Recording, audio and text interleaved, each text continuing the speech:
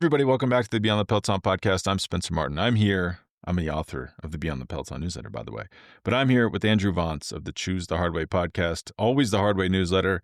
We are talking about Remco Evenepoel as the new king of cycling and what will happen at the upcoming road race world championships this weekend in Kigali, Rwanda.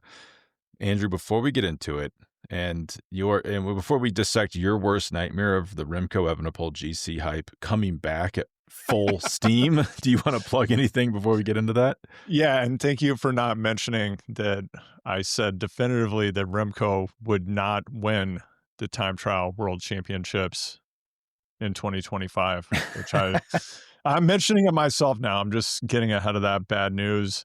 You can follow me at HardwayPod on Instagram, as Spencer mentioned. My Substack is always thehardway.substack.com, and my podcast is Choose the Hard Way. Please give me a follow, subscribe, hit 5 stars. Some pretty interesting guests coming up. Just had Payson McKelvin on recently. Have Colin Allred, who is running for Ted Cruz's seat in the Senate in the midterms and a big cycling fan, turns out. Had some pretty hot takes on Jonas Vingegaard at the 2025 tour. So tune in for that.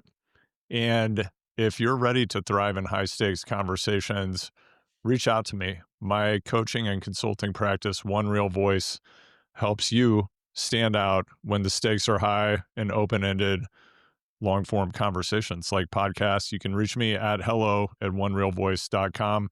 Spencer, what do you think about these worlds in Rwanda? I got to say, I'm kind of a fan so far. I don't even know if that's PC to say. You're either supposed to be against it or for it. I'm not quite sure which, but I think it's looks pretty good. I'd probably go to Rwanda, which is, I guess, why they're doing this, right? It's like one big integrated advertisement. The course, I've been watching I watched the U23 men today, U23 women yesterday on the road race course. It looks really hard, like really hard course. Like every time you turn it on, doesn't matter when you turn it on, there's a tiny group, someone's getting dropped.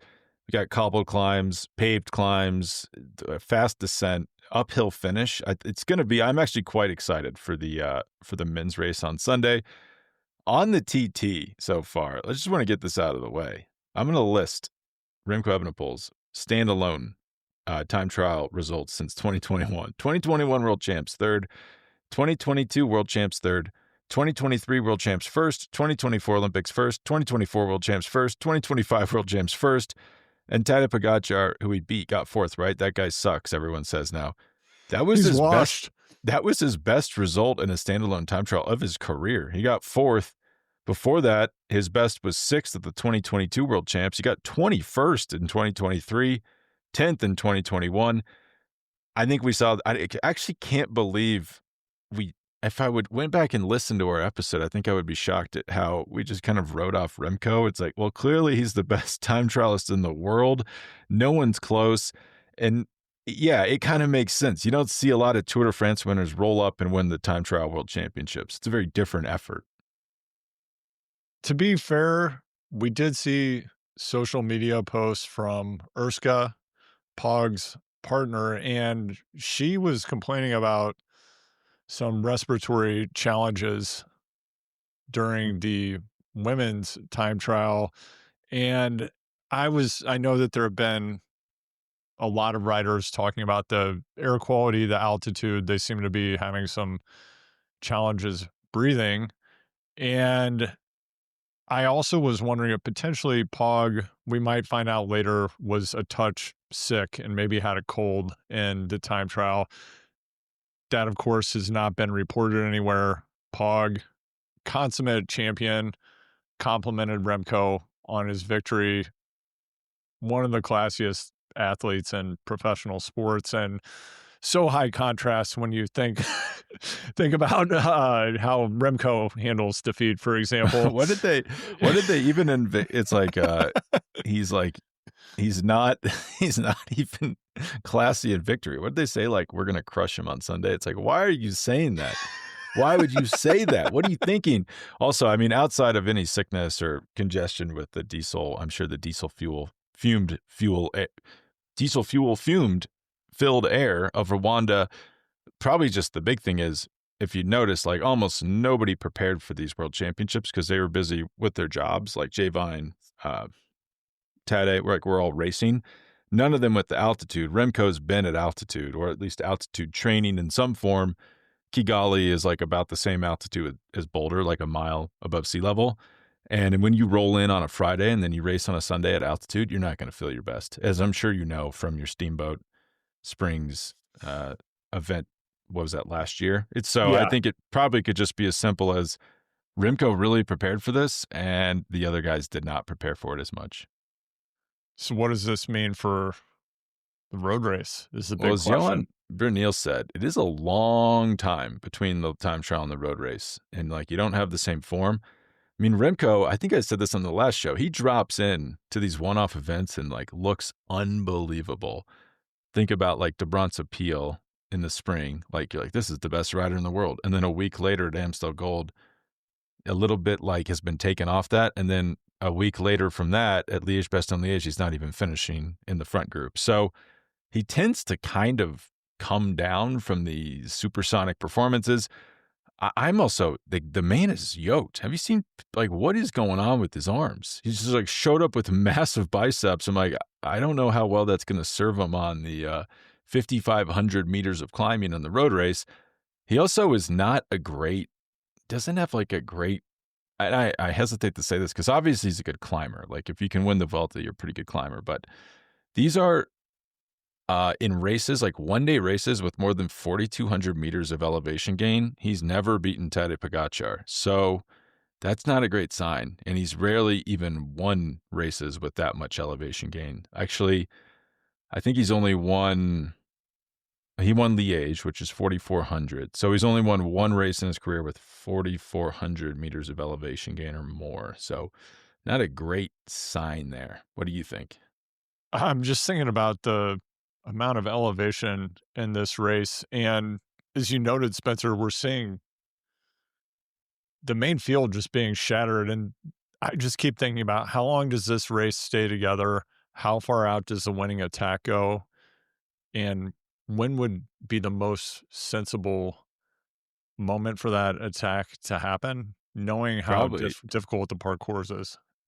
Well, the most sensible is the Peter Sagan. You didn't see him. Well, we didn't see him like for 3 years straight in the World Championships, and he won 3 World Championships because he'd only pop his head out like in the last second or when he's made his move. So the most sensible would probably be the uphill finish. Just sprint, hide in their group, win the uphill sprint. But have you looked at this route? I'll just list some facts for people, by the way.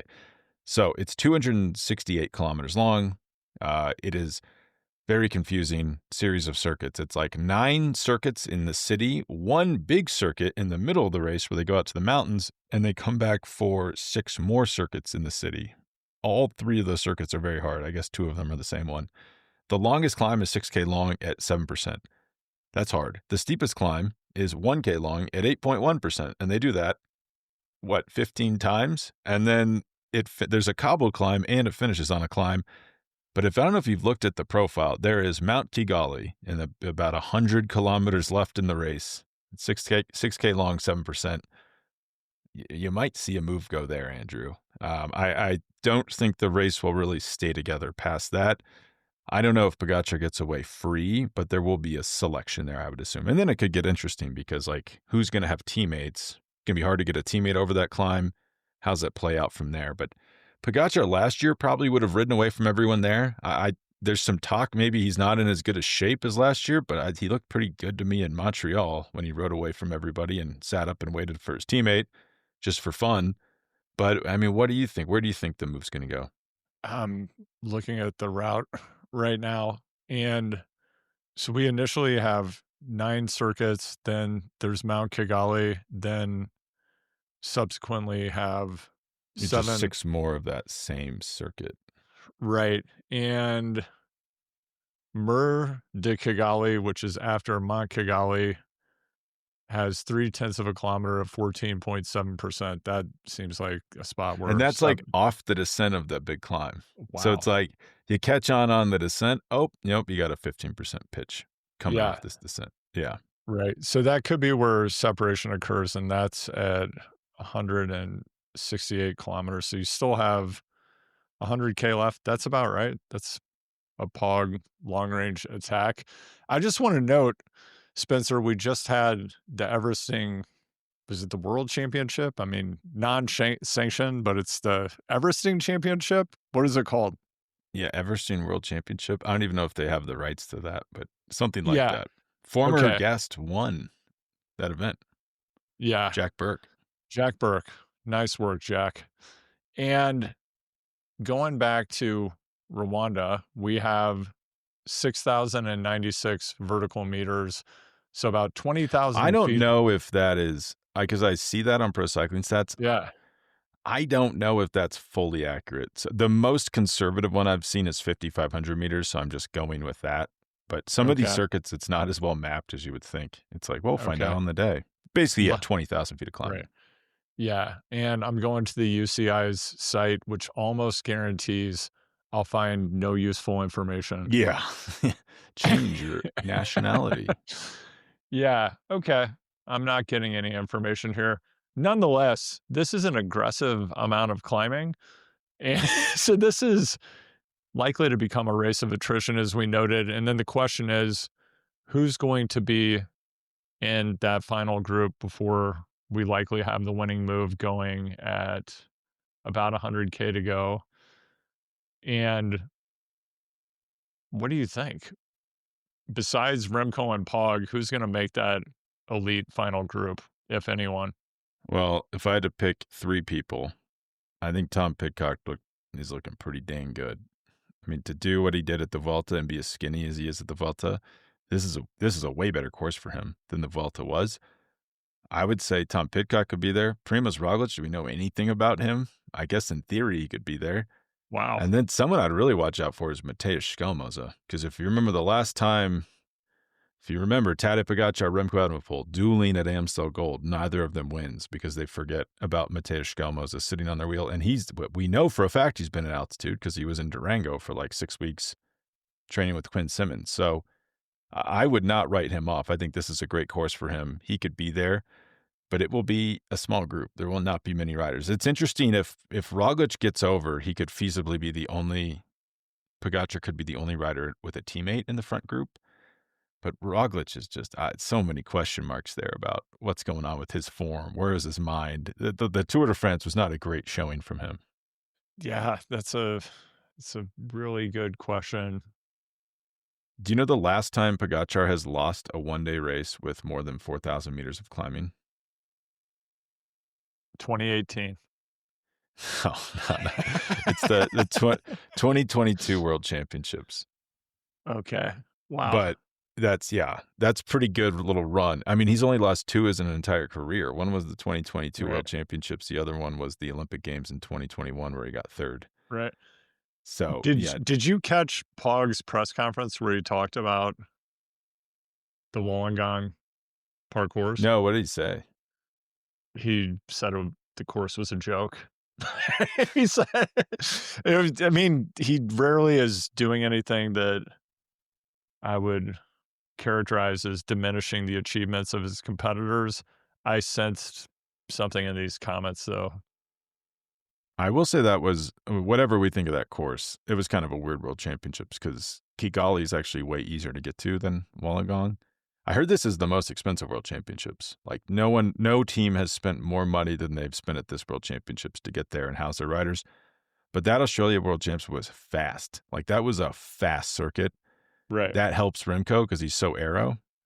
But this will not be fast. If you've watched this is like these are very slow roads. So the reason Remco Evenepoel is so good in the time trials because he's so aero, that kind of doesn't help you at certain times in road racing. You know, like you have to be positioned in the right place. You have to be strong on climbs where aero doesn't matter as much. And so I don't know if the Wollongong circuit is like a great measurement of this, even though there was a lot of climbing. I guess they were rolling up and over climbs quite a bit on that circuit. But I don't see Remco repeating as world championship here. I think that could be tough. Obviously, we were wrong about the time trial, but this is a different ball game.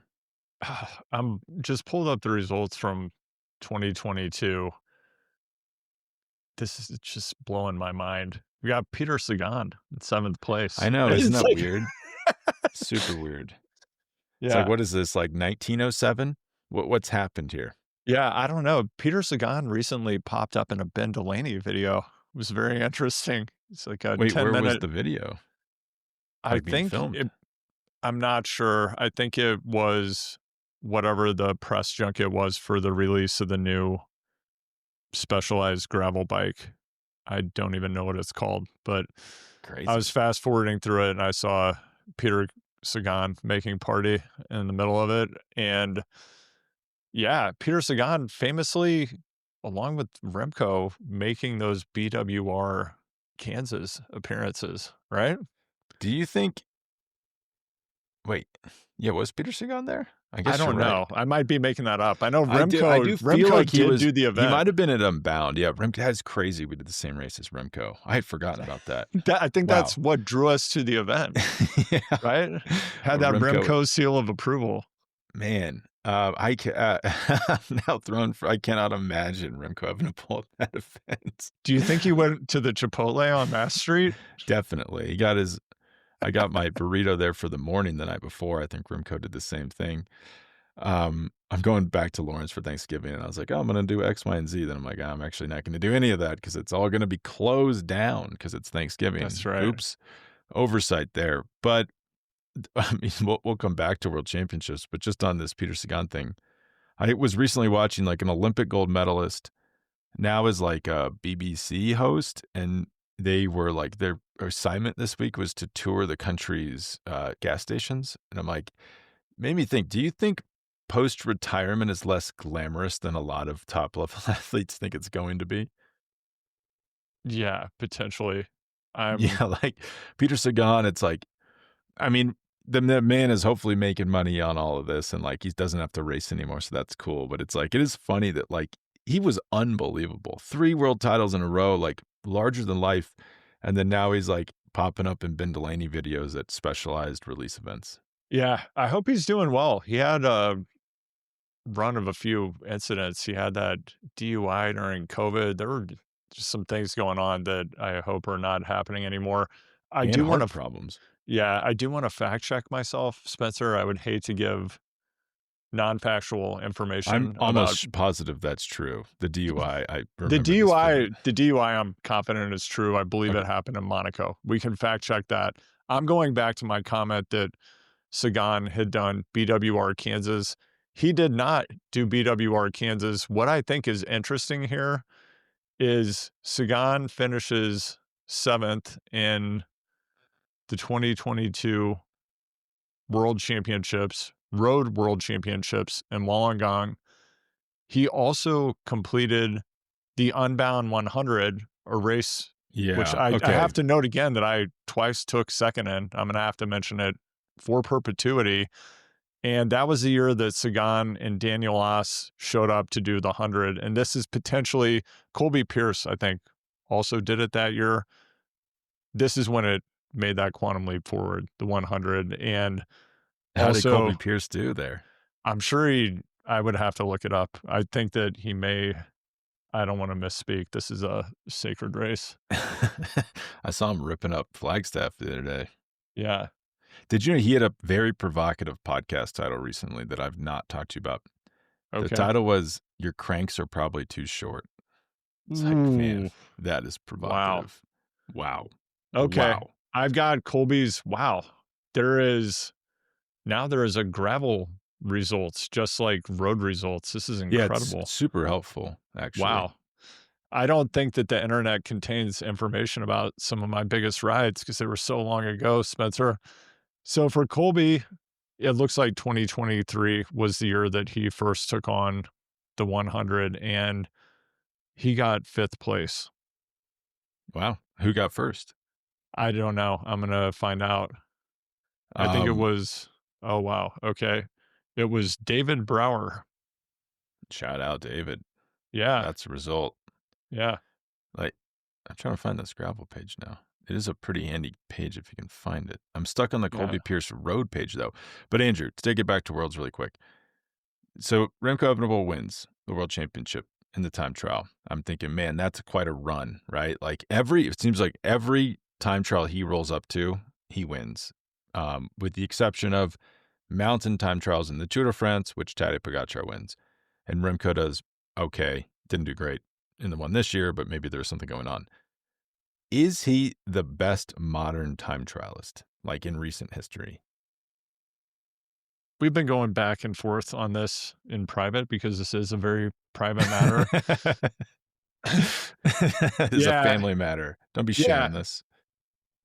It does seem that the technology has escalated so much that if we look back even 10 years, are we even is this an apples to oranges comparison? Is this like comparing Pog to Eddie Merckx? Well, And you don't have to compare their like speeds. You could just compare their, okay, I guess, palmares. I'm just saying, taking a look at what we saw at the Vuelta, where the margin of victory was quite small in the individual time trial and in the team time trial. I'm just saying competition generally in the time trials has escalated so much as the technology, knowledge of aero, shorter cranks, people taking these carb infusions, slurries, putting the sodium bicarb on their calves. I mean, it's Well, but even think about the competition. Like, who got second? Jay Vine. Jay Vine right, wouldn't have been a pro racer 10 years ago because he only got discovered because of Zwift. right. I think Tony Martin, same number of world ITT titles. Well, No? this is my next one. All So, yeah, right. Remco has 3 world titles, 1 Yeah. Olympic gold medal. Pretty good. And yeah, and counting, right? Seems like he could rip them off forever. Tony Martin. I did not know this off the top of my head. You know how many world titles he has? Your guess is 3? I'm going to say 5. He has 4, which is a Okay. lot. He has Yeah. 7 world championship podium finishes. That is a Yes. lot. That's a near decade of finishing first, second, or third at world championships. Time trial, 1 Olympic gold medal, 6 Grand Tour time trial stage wins. Remco has 5. He has 2 at the Tour de France. That's pretty good. But man, I'll tell you someone that we do not remember as a society, maybe as well as we should. It kind of feels like he's disappeared, even though he does manage a team, which is kind of weird. Fabian Cancellara, 4 world championships in the time trial, 7 podiums. He essentially stopped time trial racing after winning the world title in 2010. Like it was like, I'll just be the world's best classics racer with Tom Boonen. 2 Olympic gold medals, 11 Grand Tour time trial stage wins, 7 at the Tour de France alone. That's counting prologues. That is pretty good. I don't know if Remco's on that level yet. And that is from a guy who like time trialing became his part-time gig while classics racing was his full-time gig. Like that's really impressive. Nothing ever proven, given accusations that were later made about Fabian Cancellara. What do you think about those Palmares now? I think I just got to accept him in this. The only thing about this accusations, I don't even know if we should be talking about this. The only thing about that is, Of course we should. That's a great sign. We should talk about it. is I just don't believe that, like, if you and I and Jonathan Kaplan lived in a house and like I knocked over a plant and you saw me do it, like we wouldn't be able to keep that. And I was like, don't tell Jonathan. Like that secret would come out. Like it's very hard to keep secrets where multiple people know about them. So the fact he couldn't have done what it's suggested he did by himself. So I just have a hard time believing that wouldn't have come out. And I'm telling you, I hear a lot of weird stuff that is not even like public domain about people. And no one has told me like definitively, like I was in the room when X, Y, and Z happened. So that's the only thing that gives me pause. Going back to Tony Martin, I shared this with you privately. I'll bring it up now. Tony Martin famously would put grip tape on his saddle to stop himself from scooching forward in the TT position. And oh man, I'm looking at his position right now. It is wild how much TT positions have changed. I know, like wild. Yeah. Here, I'm looking to look it up right now. There's so Yeah. much space between his head and his hands, right? Yeah. Like a So much lot. space between his head and his hands. And in fact, this doesn't get talked about much. Probably another topic that people are a bit scared of. But if you look at Floyd Landis's time trial position back in the day, he actually looks much more similar to a modern rider than almost anyone. He had that praying mantis position with the hands up, kind of covering that gap between the head and the Yep. forearms, right? Yep. I'm looking at it right now. Got Yeah. banned, I believe, right? Yeah, I think they did ban this Which is, I position. guess, why we went back to these. Yeah, Floyd does have a really modern looking TT position. Yeah. I mean, Remco, I've just a picture of Remco popped up. That is the best TT position anyone could ever do. It's unbelievable. Yeah. It's What's pretty good. funny is remember you're supposed to be, you're taught that like good time trialists should be tall. Remco, it's like, no, just like, well, actually, that's not that important. You just go real fast, I guess. So I mean, I'm looking at the controversy around Floyd's praying mantis position.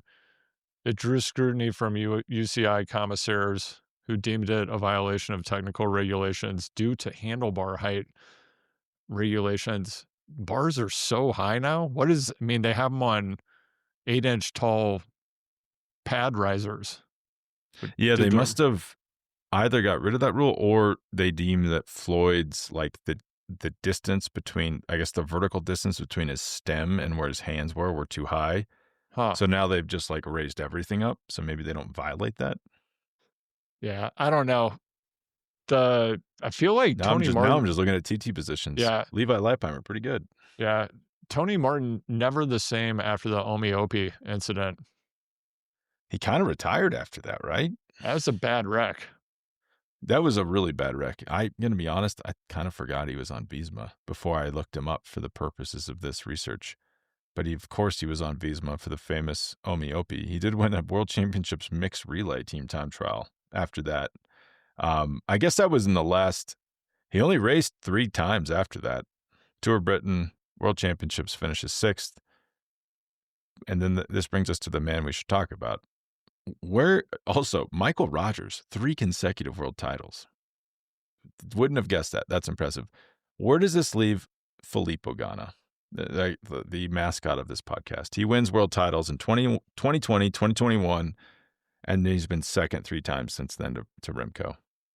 Yeah, interestingly, Remco always billed as the GC saving grace for some team at some point in the future. Ganna transforms himself from the world's best time trialist into a pretty mediocre stage racer. A pretty mediocre stage racer and somebody who can climb pretty damn fast, yet can't win on climbs. And I think that there's potentially a lesson here. Yes, Spencer, there is a lesson. Right? What is the lesson and what might we learn from it?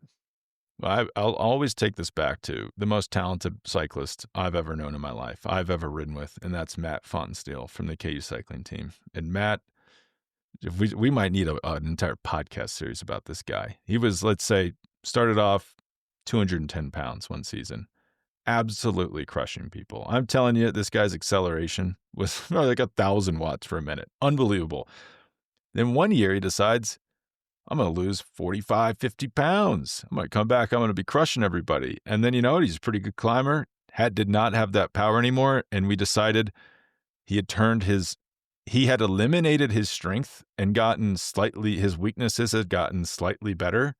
And it oftentimes leaves you in a worse position than where you started. So it's like, just a good advice for life, like just be who you are. So like if you're good at something, maybe lean into that. Minimize your weaknesses as much as possible, but if you try to like be everything, you can often end up quite a bit worse than when you started the transformation. Yeah, Spencer, you know that I am going to have you on my podcast to talk about this topic. I don't want to go into it too deep. Again, we've been discussing this privately. This is a very private matter. Let's go ahead and bring it into this space, and then we'll go deeper on Choose the Hard Way, where you and I have been talking a bit about our personal training protocols from time to time, and we will talk about this in greater detail. I put on some body fat this year. I became less neurotic about my eating because I noticed it was making me unhappy, and embracing some of the things that I love, like ice cream, It's made me a bit heavier. I have to say, I get sick much less frequently at the body weight and body composition I'm currently at than when I'm trying to hold a really low body fat. And I think there's something to be learned there. Yeah, you do get sick a lot less. It's important. Being really skinny will make you quite grumpy. I hate to say it. I'm looking at Ghana's Palmares, second at Tirreno Adriatico to Wani. Imagine So how grumpy Ghana is, because that guy must should be. weigh about 35 pounds more than he does without adding much fat. It's weird we're dragging on the guy because like he did just win a Grand Tour stage at the Vuelta. Yeah. He still can like get it done. Like he got 8th at Tour of Flanders. He's gotten second. He got second at Milano San Remo this year. Like very good classics rider, very good time trialist. It's just, and it's the funny thing about time trials. Why they don't is we've spent like damn near 30 minutes on this thing, but they don't often like get me that excited because I'm like, I don't know what I'm supposed to do with this information. Like there's the winner and then everybody else. It's just like you've dedicated your season to getting third at the World Championships. You're like, it's something about it doesn't get me going. And I kind of wonder, like, if you're the world's second fastest time trialist, like, do you have to pivot? Like, is that not a viable career? I don't think so. I think It's that just hard to have it be your identity. Like even the Tony Martin, great time trialist. There was a point where he was not winning big time trials, but then he was just doing different stuff, right? Remember, he won that, like, there was a Tour de France stage on the Paris-Roubaix cobbles, and he had to ride a teammate's bike with switched brakes. So it was like, oh, wasn't the same, the yeah. lever didn't correspond to the same wheel as his, and he still wins the stage. Great teammate, obviously, on Visma. So you do kind of have to pivot. It makes me wonder about where Ghana goes from here, but where does Remco go from here, Andrew? It's funny to me this is being sold as like, Remco is going to win the Tour. It's like, well, he didn't prove us. It'd be like if someone was like, you're a serial killer. And you're like, I'm not a serial killer. I have a television. It's like, well, okay, the rebuttal had nothing to do with the question because, yeah, we knew he's a really good time trialist. Like, I don't think that's ever been debated. We're asking, can he get down to Grand Tour winner weight and climb consistently on like 21 days in a row? It doesn't matter where the climb is. You got to do pretty well. If you get dropped, you're going to lose a lot of time. To me, that's the question. Not, is he a great time trialist? I mean, how do you feel about that? He currently looks like a tank. I just can't I can't imagine. He looks, you Yeah. see this, yeah, like him on the cobbles. I was like, what is going on with his arms? Yeah, I don't know. It's very difficult to imagine him. He's not going to win the Tour de France. That's the main thing. And we've talked about this many times on previous episodes. Given that Remco's not going to win the Tour, he likely will win stages. He might even win a road stage, not just an ITT stage. Yet, why are you building a team around him? I don't get it. Well, yeah, I mean, that whole thing is a mess too, because it's like building the team around him and the team has amazing stage racers. And it's like, where does he slot in there? I don't fully get it. And it's hard to win. Like if he went to the Tour just to win stages, he could win a stage. But if you're a GC racer, rider, you're not going to be allowed in the breakaways. Like, I don't really get it. His GC results are really funny. Like so he finishes third at the 2020, he wins the 2022 Vuelta, but finishes third at the 2024 Tour de France. But he's not really like, rolls up to the Dauphiné this year, just gets absolutely blown out of the water. Romandy, he's not climbing well enough. It's kind of funny for a guy that good at time trials not to be able to win 1 week stage races because you'd think you're in the Levi Leipheimer zone where you can crush out an amazing time trial and you can just use that to win major 1 week stage races. But he's not even able to climb well enough to do that. That's a little concerning to me. I don't even know what'd be funny if he wins the world title and we have all this on tape. Yeah, I don't even know if he's good anymore. We'll pull this episode from the internet, But so to go back to the road race, who do you think is going to win? And if your answer is Pogačar, who do you think could win that's not Tadej Pogačar? Now I'm in a Remco wormhole. And the thing I'm thinking about right now is in 2025, or now we're looking at 2026, the reality is if a healthy Pog or Jonas shows up at a Grand Tour, they're winning the Grand Tour. I mean, we What? saw an unhealthy Jonas just show up to a Grand Tour and win the Yeah. Grand Tour. What does that leave for other GC contenders? They just have to hope that one of these guys doesn't show, right? That's it. Yeah. That's it right now. Although we also, I think the example of Sagan is illustrative, where the Sagan comet blazed across the sky for at least a decade, and then it diminished. So at some point, a new comet will come streaking across the sky. I just don't believe that comet is going to be wearing a gold helmet or that its name is Remco Evenepoel. Well, it also doesn't help that he's roughly the same age as both those guys.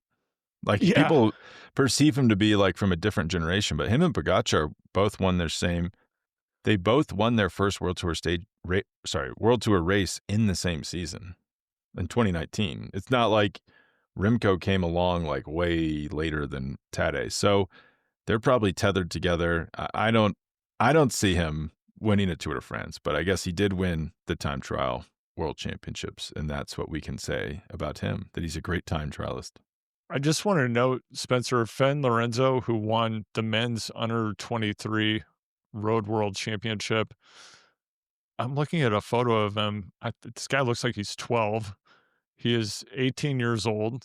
And remember Quinn, I believe, did Quinn win Junior Worlds or under 23? I don't think he ever raced on it under 23. But let me check. I mean, this is interesting that we have an 18-year-old racing under 23. Well, that's like the right? weird thing with U23 now is all the best riders are juniors. Right. Like, they're all like 18 years old. I guess technically they're not juniors, but similar to gravel. Yeah. Like, right? the U23 rider is gone, basically. Like, the top guys in U23 are all teenagers. Like, there's no 22-year-olds. Wait, hold on a second. Quinn. So he did win the Min Juniors Road Race World Championship in 2019, and then went professional the next year. Yeah, and that was in the UK, I believe, right? Yeah, Harrogate. That's where Mads Pedersen won the senior world title. That was a pretty brutal race. I remember watching Quinn win that race, and it looked like a grown man racing against fifth graders. I mean, physically it did. He was a big person as big guy. A young person. Yeah.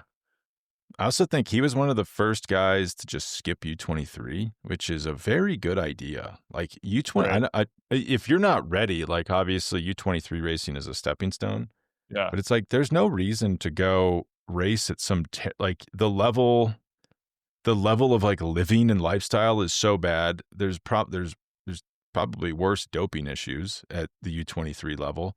And you're racing, as we saw with like Jonas, you're racing a lot of stuff that's just not even good for you as a super class cyclist. Like, you might as well just go pro versus doing a bunch of like glorified kermesses throughout Europe. So Quinn, good idea to go pro. And you know what? You're going to make a bunch of money right away to boot. So that's probably pretty fun too.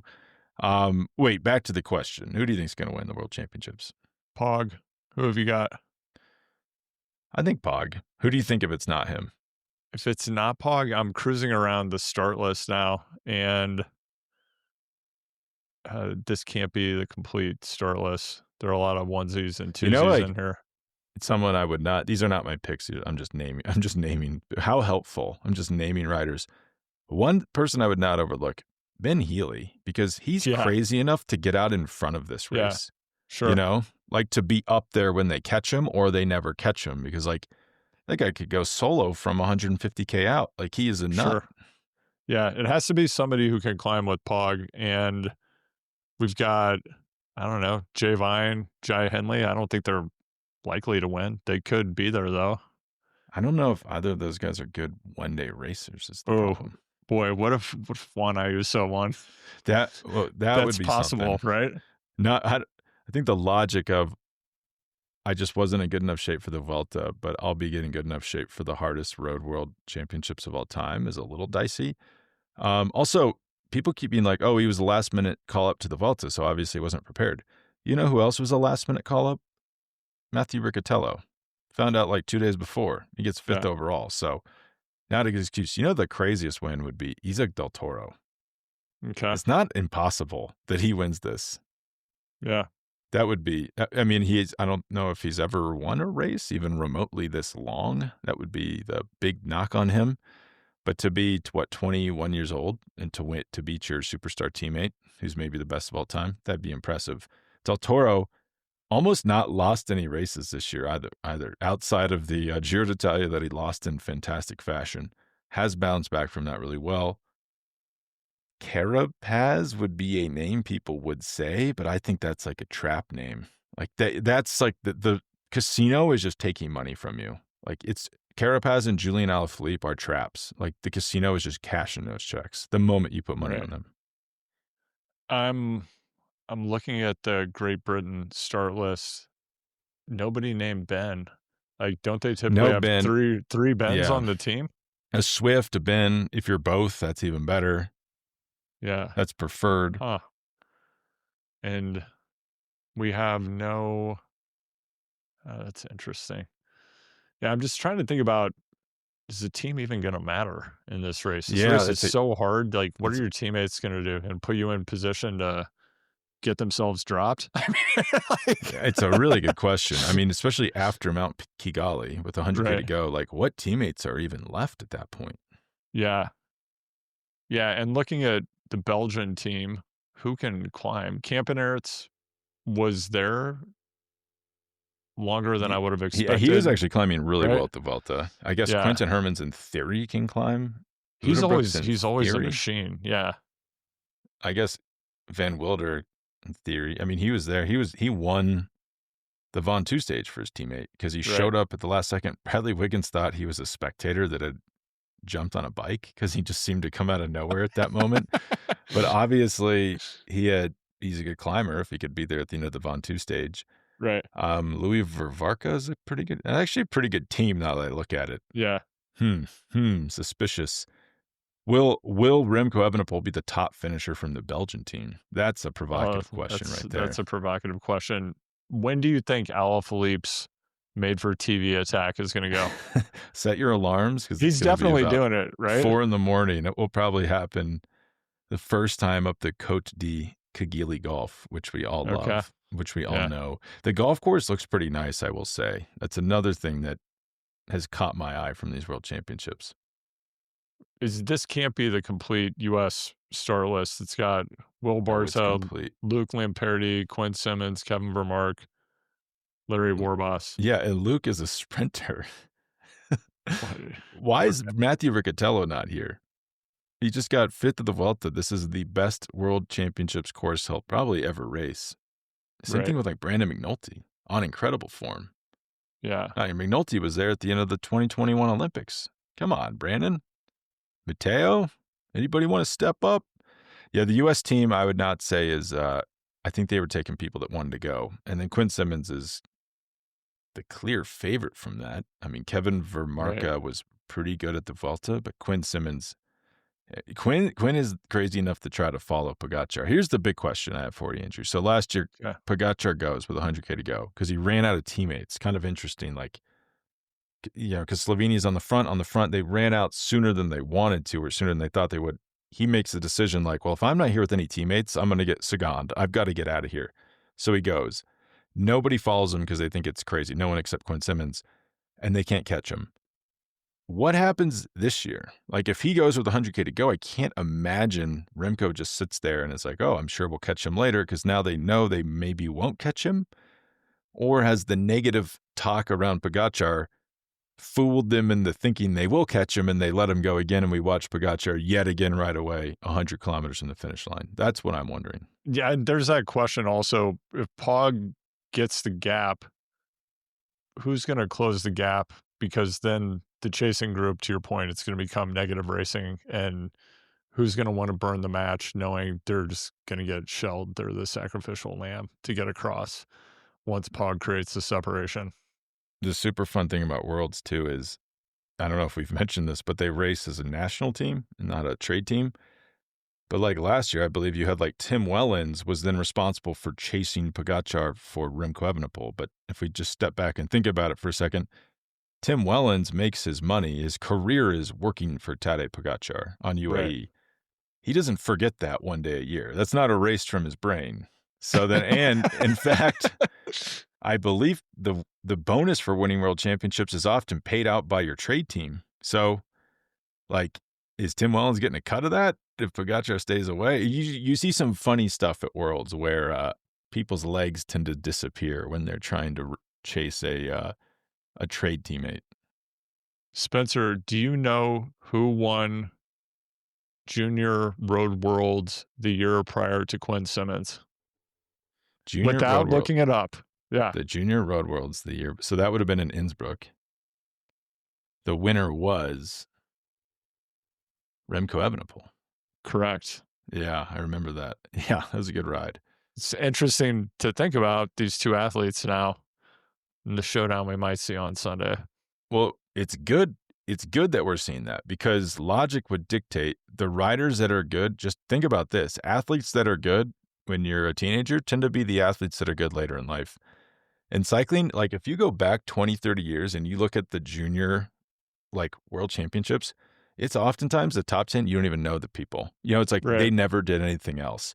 That makes no sense whatsoever. And then now you're actually seeing riders like Remco, Quinn Simmons, like they're winning junior worlds and then they are the top professionals. Isaac Del Toro, Tadej Pogačar, like these guys do well as juniors and then they win when they're seniors. That kind of makes sense. But yeah, it's funny. Like it's shocking when you go to junior worlds for, if I can get to this page, it is really wild. Like how decoupled some of this is from what actually happens later. So let's go to MJ's, men's junior. Let's just pull up year 2002. The winner, Arno Girard, second place, Jukka Vastranta from Finland, Nicholas Sanderson in third, Tom Wheelers, who I believe was a good professional. Yeah, he was good. Mate Jurko from Slovenia, I believe, no, Slovakia, Slovakia. He was a professional on Milram, but it's just like you would think that the stars would be winning the junior world championships. And then this guy, Arnaud Girard, I don't even think, I guess he did race for France du Jour. He was a pro for a while. I'm going to throw out a wild one. And to your point, yes, the athletes who are winning junior worlds often become the best riders in the world later, with the caveat that there often is a high degree of burnout between the junior ranks and then becoming an elite rider at the world tour level. And I was searching my brain trying to think about who this athlete was, but it finally came to mind. Do you remember Matt Kelly, who in 1999 won the junior cyclocross world champions, the first American to ever do that? No, I don't remember this person. Yeah. And subsequently, he left the sport. Not too long after this achievement, I don't think. And yeah, not everybody's built to do this and to live that life. There was like a very notable team manager on a very notable team, and he said they signed the most talented rider he'd ever seen in his life. And this guy was like future Tour de France winner. Training camp rolls around, the guy doesn't show up. Never heard from him again. just didn't show up. Yeah, disappeared into the abyss of the world. So yeah, I guess it does happen where people perform well and then they just burn out mentally. Yeah, I think, Matt, the last results that I could find are in the 2005-2006 elite season, and it looks like he had one win at Bio Wheels. I don't even know. Is that his team? I love that. Wow. Love that race. I don't know, but it was on September 10th, 2005. And I'm not sure what Matt's up to now.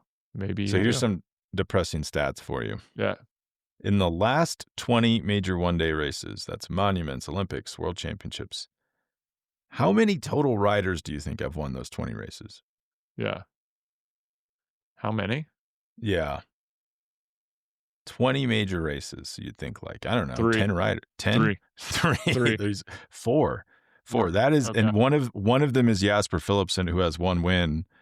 The rest are Remco Evenepoel, Mathieu van der Poel, Tadej Pogačar. Like that We always get fooled going into these events. Or like, ooh, all these people could win. It's like, I don't know if anyone's noticed, the same riders win everything now. Like there's almost no parity anymore. Yeah, there's no parity. I have the Matt Kelly story for you because this sprang to mind because I remembered him leaving the sport not long after that Worlds win. So he left in 2001 and then he moved to Hawaii. And yeah, he spent the next 4 years lounging on beaches in Hawaii, skiing in Colorado, and working on organic farms. This sounds like a typical CU Boulder student. Wait, where did he go to? Did he go to school? No, and CU Boulder, you're a fantastic school. I'm just making a joke. That definitely. I mean, I would have believed that. And there's shots at CU Boulder, but that does sound a lot like that. Yeah. I'm woofing. Yeah, it's like, oh my God, you run into so many people. I'm just woofing, man. Working on an organic farm in Haiku, getting a little money in my pocket. He walked away from the sport after pulling out of the Tour of the Gila in 2001. That race has taken a lot of souls. Wow. Yeah. He was back though. 2005, 6. That's right. Wins the Cincinnati C2 cross race. Wow. Nice. Impressive stuff. Wow, we should do an entire episode on this guy. Maybe we need to have Matt on. I think it'd be interesting. That would be pretty interesting. He's only 44 years old. You'd think of like, when you said that, I was like, how old is this guy? 100? 44. Interesting. Wow. Matt Kelly. Very. Oh, did Fred Dreyer do a... Yeah. Yeah. Yeah, Fred did a comeback. Where has he been? He said he got back into That's cycling. the Fred Dreyer wheelhouse right there. Yeah. That's when Fred's shout out cooking. Fred. Yeah. He got back into it after watching the Olympics in Greece and thinking that I missed my chance to be there. And then he said he wanted to be in the Olympics, and then he came back for a season. And not everybody's about that life, Spencer. No. I do want to throw this out there. This is going to seem like a bit of a non sequitur, but we have some pretty big things cooking when we think about the future of Beyond the Peloton. We can't really get into it right now, but I just want you to imagine, what if there were a replica of Tulsa Tough, but held at a international location, full replica? Just think about it. More to come later. The best part about this is you've never been there, and I haven't been in like 10 years. Like yeah, I think we have to be there next year. Does it interfere with the tour? No, it does not. Okay. It's very well. Yeah, it's actually very well placed. Yeah, we need to be on the ground at Tulsa Tough. We're kind of working out the late 2025, 2026 schedule right now. We are going to be having some things happening in real life. There is, of course, my attempt, which is really not that difficult to do. I'm still trying to find the time to do it. I am going to be doing the Katy Trail from Kansas City, Missouri to Columbia in one day. I've been This is crazy, by the way. Like, how long do you think that would take? I think it's going to take... It depends. If I have to do it alone, which I would prefer not to do, because knowing the Midwest, I could imagine a day where you're getting a headwind, even though you're heading east. Like, it could happen, or there's a tornado or something. Yeah, and it's like a 15-hour day. And, we're both busy. I'm in Maine. Spencer's in Colorado. Kip will always answer the bell. So I think there's a non-zero chance Kip steps out of Kip's corner and drops in for this. Jonathan Kaplan, capable. We see he's been doing those pro activation drills now that he's working to become a hybrid fitness influencer on Instagram. Maybe he comes out of DC for this. I think that this is doable with the right crew in, I'm going to say 11 hours. Because you're going to have to stop for water at some point. That is a big day. That's a big day. That'd be my biggest day ever. I don't have a strong interest in being on a bike for 11 hours, but this would really be just about the camaraderie. And the sticky wicket here is I've been in negotiations. I've tried to bring people in to get the clearances. Spencer's wife has not responded to my Instagram DM from 8 months ago about this, but I think that this is mission critical as part of the coming year. And in addition to that, Snake Alley, I'm not sure where else will pop up. Snake Quad Alley Cities. I love. Yeah, give me to the Quad Cities. I got a soft spot for that place. Maybe it's also Toad. tough. Maybe we're back as Masters. I don't know. Yeah, the problem is I'm like stuck in this weird place where I'm not eligible for Masters. But I'm like, now I would either have to cat down, which I will never do. I will die before I cat down, or just get blown out of the water in the pro one too. Yeah. I would have a lot of work ahead of me, and just even saying these things out loud and thinking about stepping back into criterium racing at this advanced phase in life, I can already see broken pelvis, being in traction in a hospital bed. Just with that like that box Kip from rolling down with a box of Cliff Bars that expired in 2018 next to the bed because I won the Cliff Bar Nut Butter Preem. They're hard as a rock. You're gonna break a tooth if you bite into that thing. Since you've opened the kimono on this, I have to share this, and I'm trying to think of how to anonymize it enough. I was talking to someone recently. I was talking to someone not recently. They were saying, I don't know if I can say this. They were saying Pete Chris Froome could not hang on the stages Tuesday, or Turned Up Tuesday is the ride. It's a ride in Boulder, Colorado. They said Chris Froome could not, he would get dropped from the ride. This is like Tour de France winning era Chris Froome, because he doesn't have enough power. Like, do you understand? The surges on that ride are like probably 50 watts above his threshold power. He's not going to get dropped from this ride. And then the sister to this take is, on a recent group ride, someone put forth the idea that Mathieu van der Poel might struggle actually to win Tulsa Tough because he just doesn't have that crit skill. I was circulating a video amongst us, Andrew, of Tom Pidcock, a young Tom Pidcock, slicing it up in some local crits in the UK. I think people don't fully understand how good these guys are at bike handling, and how if Mathieu van der Poel was sitting on the front of Tulsa Tough, he would be in zone 2. He could just sit on the front and position himself without even leaving zone 2. Like, that's how good they are. But would you agree or disagree with this take? If World Tour pros showed up at Tulsa Tough, Pidcock, van der Poel, they should prepare to shed tears. They can't hang. Someone was like, well, you can't solo. It's too fast. But didn't we watch that guy? Remember Moritz Wagner, who you talked to? He soloed off the front of the Brady Village crit. I mean, maybe sorry to leave you hanging, Moritz. We still want to have you on. I know Moritz, you're coming on 2 years to your anniversary of your win. You're coming on, bud. Well, maybe we'll clone him for the simulation we have planned. I guess like Friday night is like you have to be like a true crit specialist to win. But man, that Pidcock video, like I was blown away at this. Like, this guy, it shows you just, and he puts Russell Downing, who's like the UK's top crit rider, like into the, like, he didn't even touch him, and he put him into the barriers because the guy was like he was like trying to follow, or he was like whacked out by what Pidcock was doing, and he just ends up in the barriers. And that's the top crit rider at the time in the UK. So at least some of these guys would do pretty well, I think.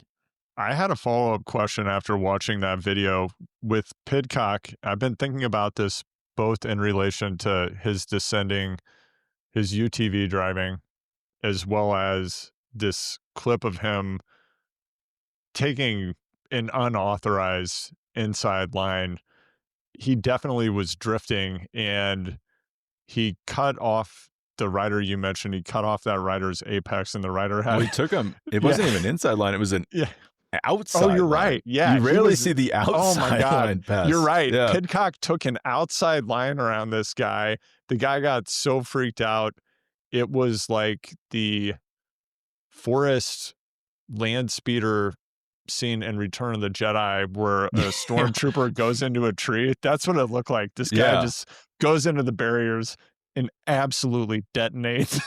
He's like, Pidcock doesn't touch him. Like, technically, if he just would have pretended like he wasn't there, he would have been fine. But he's like so whacked out by what's happening. He just crashes into the Yeah. barriers. Yeah, it was real bad. Yeah. And then in the interview afterwards, they asked Pidcock about that move, and Pidcock said, "Oh, I don't know. I felt like maybe he slid or something. He didn't even know that he'd wrecked." I like that level of hyper self-focus, like as if he has a force field in sport and life. As Yeah, many he's like, champions "Oh, was there do. someone there? Like, I didn't even oh, I hope they're okay. Didn't even know they were there." Like, Yeah, it's a wild video. Like, it a is really great wild. camera angle, and like gives you an idea for the angle that he's cornering at is unbelievable. It's insane. All the time, I'm like, can my tires really do this? I'm definitely not pushing my tires to their limit ever. Watching Pidcock, though, here to get to my question, do you think that in addition to his exceptional level of skill as a bike handler, do you think that it's to his advantage that he's a shorter rider because he has a lower center of gravity? Do you think that is an advantage in these bike handling and cornering scenarios? I was just gonna say that. Yeah, I was like, man, I wouldn't copy Pidcock's angles because the way he's weighting those tires is way different than not even just being short, but like he can get so low Yeah, and like can weight the bike so well that like his tires can probably handle a far more extreme angle than most people. yeah, I think so. I mean, better than most people, almost anyone in the world. Like we saw Chris Froome. Remember, he tried to follow him on the Alpe d'Huez stage, and he just couldn't follow him because he can't position himself on the bike the same because Right. he's like 6'2". The world's most awkward person on a bicycle can't match Pidcock, right? Yeah, he did win a downhill. He won a mountain stage Well, I descending. So yeah. This is another tangent. I was actually thinking this week about the super tuck. I just don't feel good getting in that position. And it's wild to think about people racing in the super tuck. yeah, I think it's that someone emailed me though, like, has the UCI ever made a good decision? I think banning the super tuck was probably a good decision. Yeah. It just looks like you're going to lose your teeth. That's what I think about when I look at a super tuck. Best case scenario, losing your Right. teeth. Yeah. We used to descend like Haleakala on Maui. It's an hour-long descent. Like that's the KOM on like, so like could be 90 minutes if you're just descending the whole time. And there's a section where it's fast, like 60 miles an hour. Got in the super tuck there one time. Boom, hit a bird. I mean, I'm lucky it didn't hit my face, but boom, stuck right in my helmet. But like, man, if that hit my face, holy smokes, I'd be going down. Yeah, never been the same since. That freaked me out quite a bit. Yeah. Well, Andrew, we'll let you go. I mean, I guess we ended where we began. Tom Pidcock is the dark horse for this race because the man, he's a winner. He can win a crit. He can win the hardest world championships course I've ever seen. But we'll let you go, and we'll be back to this race is on Flow Bikes, by the way. This should be Right. at the beginning of the show. You're going to wonder, where is this race? How do I watch this race? Well, that Flow Bikes account you could not get rid of. It's on there. So watch it on Flow Bikes if you're in the US. Yeah. Watch it on Flow Bikes. I want to throw out a question to our listeners. You can let us know what you do. Spencer, as you know, right before this call, I went out to take a small local KOM here on a flat stretch of road. I will say I hadn't shaved my legs in 5 months. I felt like this was the day. I felt I needed to get serious about this. And I did put on a skin suit that is a decade old. And I was thinking about all the specialized wind tunnel videos, and I believe it's been proven pretty definitively at this point that there is a significant aerodynamic advantage. Number one, from aero socks. I think you can actually save around 9 or 10 watts at around 30 miles an hour, which is the speed I was moving at today for 2 minutes. And also, shaving your arms, I believe, affords you a large advantage. I'm just not prepared to go there. I'm wondering, people out there listening, do you go that deep? Or are you shaving your arms? I know someone that shaves their arms who listens to the show. It does save you a lot. I think the Lionel Sanders did a video where he did wind tunnel testing and found that the aero socks were the same as his shaven legs. Wow. Okay. potential scam going on there with the Aero socks. Yeah, there's a bit of bro science going on over at the Lionel Sanders channel from time to time, I think. It's a pretty good little video. I mean, It's yeah, his channel is fantastic, but Lionel Sanders I do watch his content, and he takes a very experimental approach, which I think is great. In the last 12 months, his 2 big revelations are he's discovered that number 1, sleeping, and number 2, eating make you go faster. yeah, this was big I mean, revelation. those things are absolutely true, and I recommend if you wanna go fast, you tell me, are you shaving your arms if you wanna get that KOM? Are you about that life? Or are you like me? Maybe holding back a little bit, and definitely eat and go to bed. I can't believe you did a flat KOM by yourself. That's like Chatham House rules or something. Like that's from a bygone era. Everyone out here, you gotta have that. You get that moto pace. Yeah, I didn't have Yeah, that available. I just had to do it the old-fashioned way, and you know you're going hard enough when you start to lose feeling in your arms and face, right? yeah, yeah. That's always a great feeling. Yeah, Yeah, to think you just could have been behind Alan Liv on the moto, cruising along 30 miles an hour. it's on my tick list for this year. All right, Andrew. Well, we will talk soon, and thank you so much for joining us for this highly structured World Championship preview.